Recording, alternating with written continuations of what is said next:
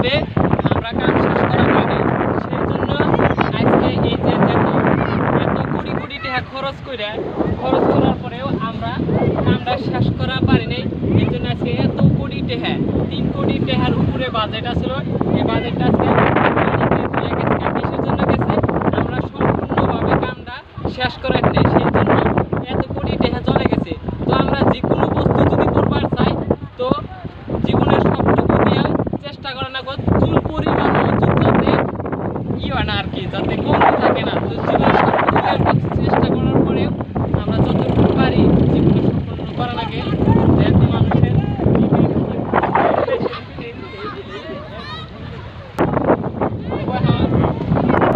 যেটা নদী আছিল সব থেকে বড় নদী, এই এই যে এই বিশিরপুর যেহেতু বড় গ্রাম আছে, এই গ্রামটা বাঁচানোর জন্য এত কোটি টাকা খরচ করা হয়েছিল। তথাপিও আমরা এটা রাখাই নাই, যেহেতু রাইজের কারণে রাইজের কোনো এটা সরকারি লেভেলে কোনো অনুদান দেওয়া হয়েছিল না। তথাপি আমরা রাইজে আর কি পারি নাই।